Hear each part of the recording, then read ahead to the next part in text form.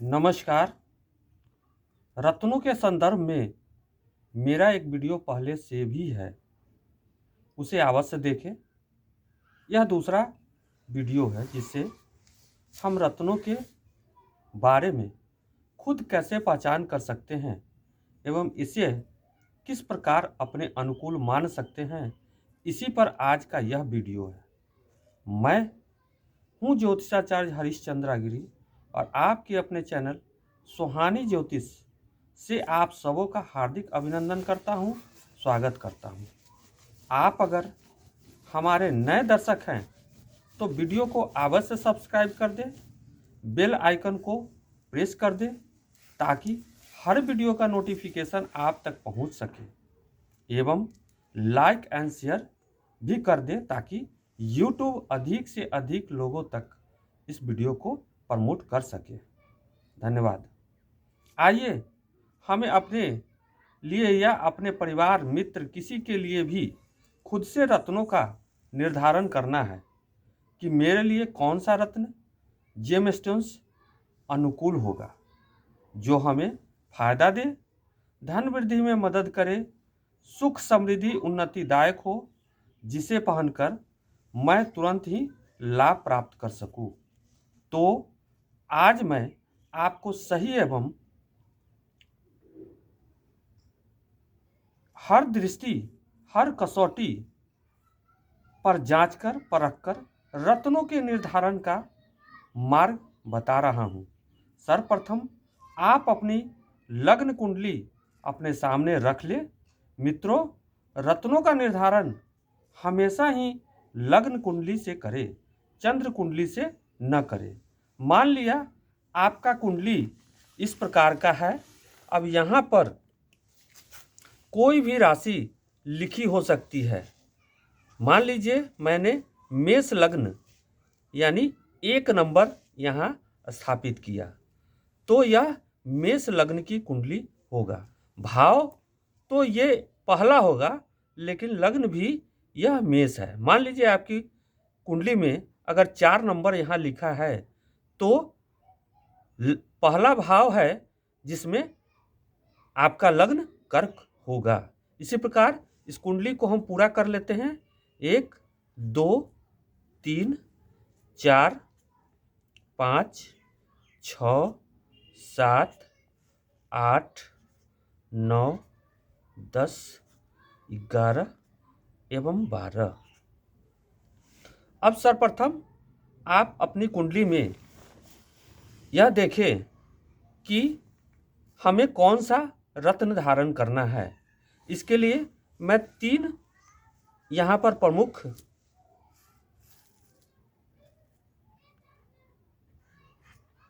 स्रोत लिख देता हूँ, जिससे आप यह पता कर पाएंगे कि आपके लिए यह रत्न शुभ होगा या नहीं।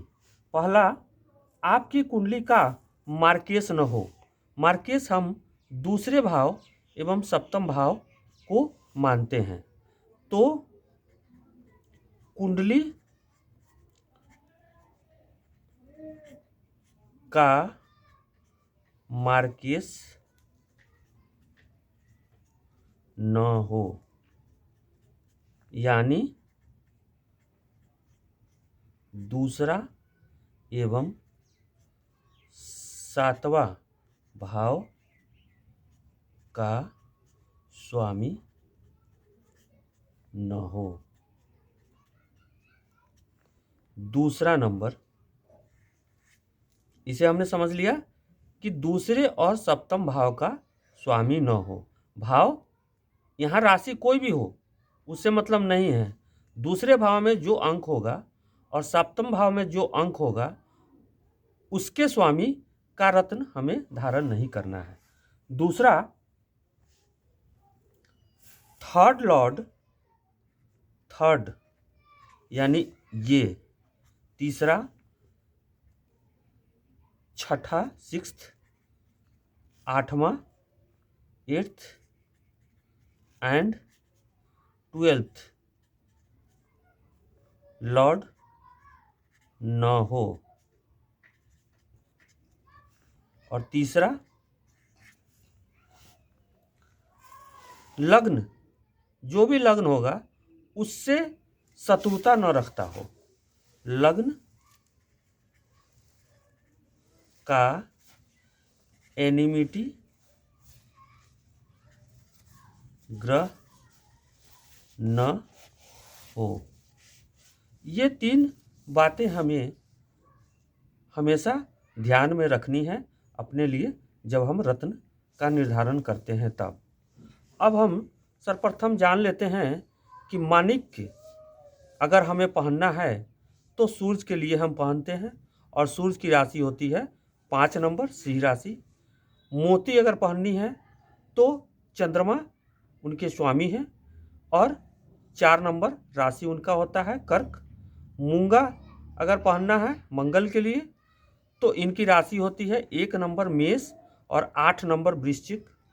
पन्ना अगर पहनना है बुध के लिए तो इनके लिए इनका राशि होता है 3 नंबर मिथुन, 6 नंबर कन्या। पुखराज अगर पहनना है बृहस्पति के लिए तो इनकी राशि होती है पहला धनु 9 नंबर एवं दूसरा मीन 12 नंबर राशि। हीरा अगर हमें पहनना है तो यह शुक्र ग्रह के लिए है और शुक्र की राशि होती है 2 वृषभ एवं 7 तुला। नीलम अगर पहनना है तो यह शनि के लिए होगा और इनकी 2 राशियां हैं शनि की 10 मकर एवं 11 नंबर कुंभ राशि। मित्रों, इसे मैं पहले भी बता चुका हूं, पुनः मैं आपको यहाँ बता दिया हूं। अब हमें शत्रु ग्रह के बारे में भी जानना होगा कि लग्न का शत्रु एनिमिटी न हो। तो इसके लिए सूर्य शुक्र एवं शनि से शत्रुता रखते हैं। चंद्रमा का कोई शत्रु नहीं होता, राहु को हम मानते हैं लेकिन चंद्रमा का कोई शत्रु नहीं होता। मंगल बुध से शत्रुता रखते हैं। बृहस्पति शुक्र एवं बुध से शत्रुता रखते हैं। शनि सूर्य चंद्र मंगल से शत्रुता रखते हैं। बुध चंद्रमा से शत्रुता रखते हैं एवं शुक्र सूर्य एवं चंद्रमा से शत्रुता रखते हैं।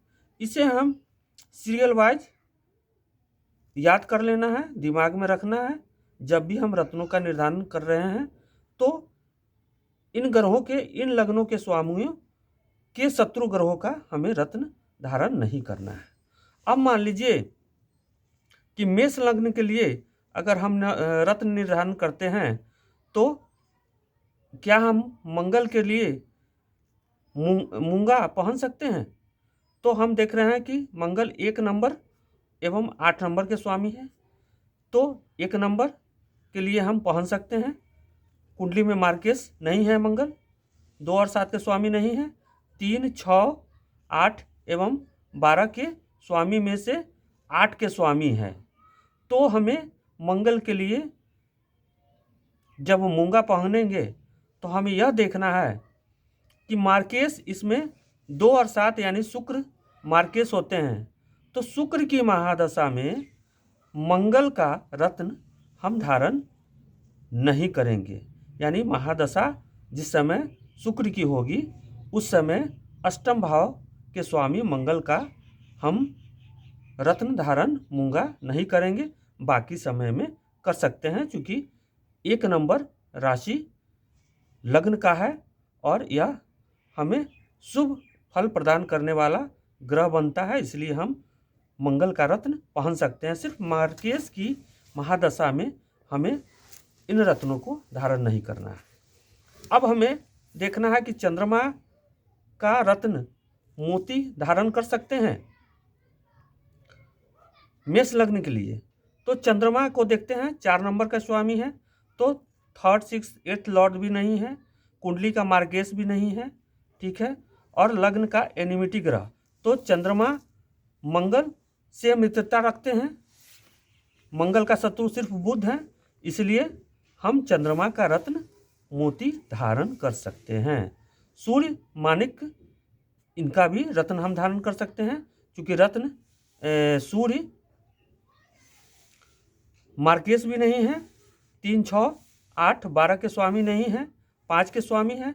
हाँ मित्रों, मैं यहाँ एक बात आपको और बता दूं कि सूर्य का पोजीशन कुंडली में अगर सूर्य अष्टम भाव में बैठा हो, उस स्थिति में भी हमें फिर विचारना पड़ेगा कि सूर्य का रत्न पहने अथवा नहीं। क्योंकि जब हम सूर्य का रत्न पहनेंगे तो सूर्य हमें इस भाव का भी परिणाम देंगे, और चूंकि इस भाव में बैठे हैं तो यहाँ का भी परिणाम देने लगेंगे। इसलिए उस समय महादशा अंतर्दशा के बारे में देखकर ही हमें निर्धारण करना है। इसी प्रकार से अगर 9 नंबर यानी बृहस्पति का पुखराज अगर धारण करना हो तो हम धारण कर सकते हैं मेष लग्न के लिए, और शनि का रत्न अगर धारण करना है तो हम नहीं कर सकते हैं, क्योंकि लग्न के शत्रु ग्रह हैं एवं इनकी एक राशि कुंभ 11वें भाव में पड़ती है। ठीक इसी प्रकार मित्रों, अगर हम यहाँ वृषभ लग्न माने, अगर लग्न में 2 नंबर राशि है तो यहाँ 3, 4, 5, 6, 7, 8, 9, 10, 11, 12 एवं 1। अब इस लग्न के लिए यहाँ मैंने लाल से लिख दिया है। यहाँ हम शुक्र का रत्न हीरा धारण कर सकते हैं वृषभ लग्न के लिए। तो हमें देखना है कि शुक्र की दूसरी राशि 7 नंबर छठे भाव में आता है। तो इसमें भी बस यही देखना है कि इसका मार्केश का दशा जब आएगा, यानी कि मंगल का दशा जब आएगा उस समय, या फिर इसमें मार्केश बुध भी होंगे, तो यहाँ 3 नंबर या 8 नंबर की राशि का महादशा यानी बुध का महादशा या फिर मंगल का महादशा आए, उस समय हमें 7 नंबर यानी शुक्र का हीरा नहीं पहनना है। और इसमें 5 नंबर सूर्य का रत्न पहन सकते हैं। तो सूर्य का रत्न चूँकि लग्न के शत्रु हैं और सूर्य का मानिक अगर वृषभ लग्न के जातक पहनना चाहते हैं तो फिर ये भी नहीं पहन सकते हैं। हाँ, बुध का रत्न, हाँ यहाँ बुध का रत्न आप पहन सकते हैं।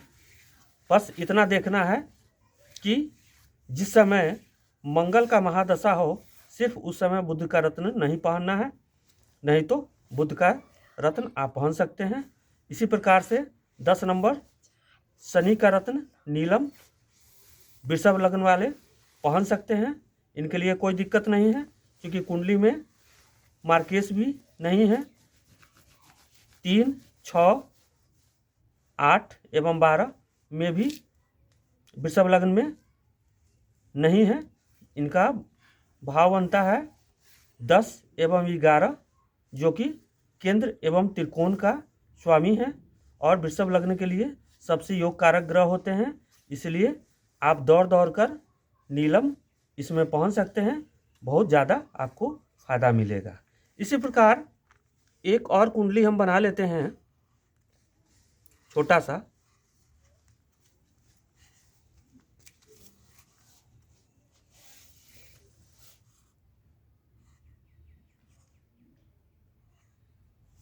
अब इस कुंडली में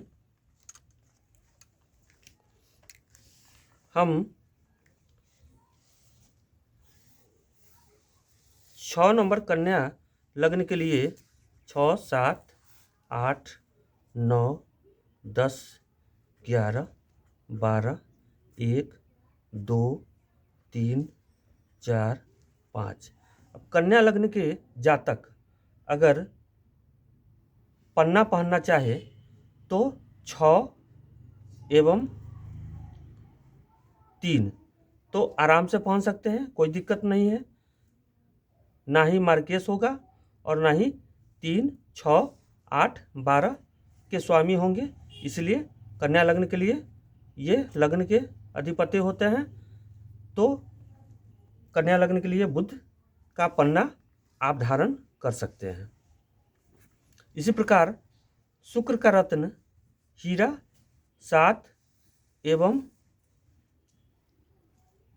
2। कन्या लग्न के लिए शुक्र सबसे योग कारक ग्रह है। 7 चूंकि मार्गेश भाव में आता है, लेकिन इनकी मूल एक राशि नवम भाव में आती है, तो आप शुक्र का रत्न धारण कर सकते हैं। बस इतना ख्याल रखना है कि जिस समय गुरु का महादशा चल रहा हो उस समय शुक्र का रत्न धारण न करें। इसी प्रकार से कन्या लग्न में गुरु का रत्न 9 एवं 12 अगर धारण करना हो तो चूंकि बुध के शत्रु ग्रह हैं बृहस्पति, इसलिए आप पुखराज धारण न करें। केंद्र के स्वामी के होने के बावजूद भी आप यहाँ पुखराज धारण न करें। इसी प्रकार से 10 एवं 11 शनि का रत्न कन्या लग्न वाले के लिए। 11 नंबर चूंकि मूल त्रिकोण राशि आती है छठे भाव में, लेकिन आप कन्या लग्न में आप नीलम धारण कर सकते हैं। बस थोड़ा ध्यान रखना है, अगर कॉम्पिटिटिव एग्जाम्स में देना है या सरकारी नौकरी के लिए प्रयास करना है तो तब आप यहाँ पर नीलम धारण करें। इस प्रकार से मित्रों स्पष्ट तौर पर हम विश्लेषण के बाद पश्चात इस स्थिति में पहुँचे कि मुख्यतः हमें रत्न धारण करने में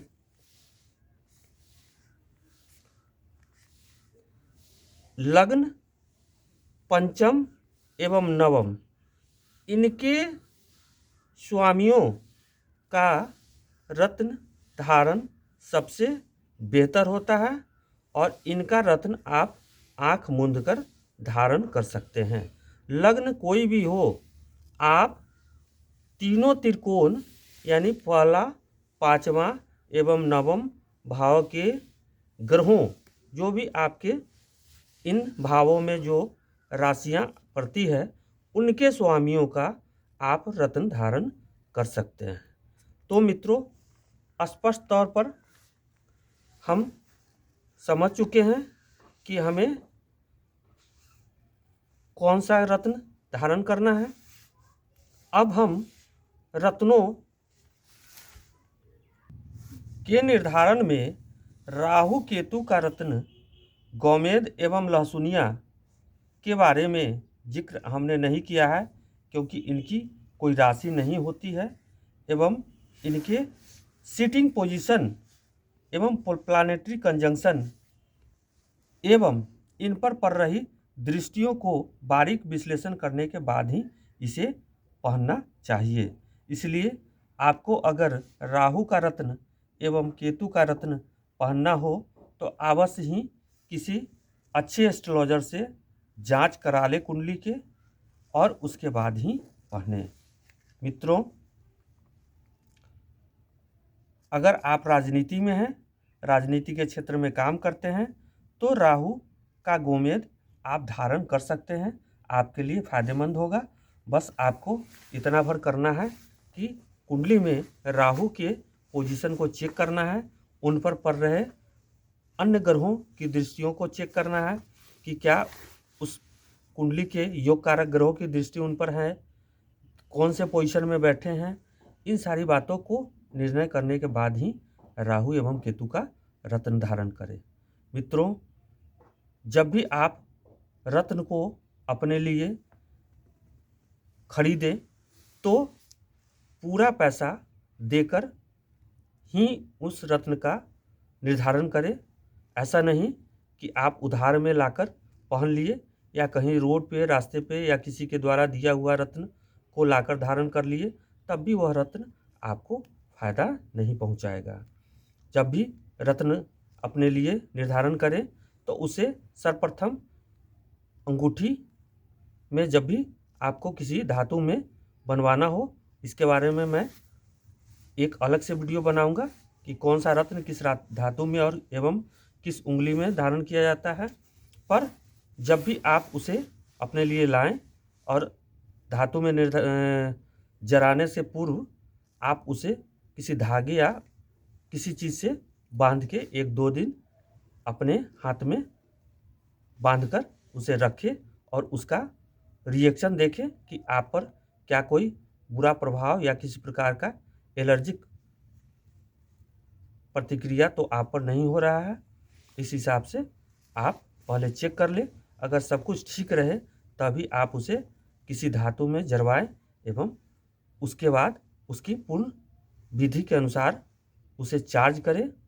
उसे अपने पूजा स्थल पर गंगा जल से पंचामृत से स्नान करा के एवं उसे मंत्रों से जाप करके तभी धारण करें।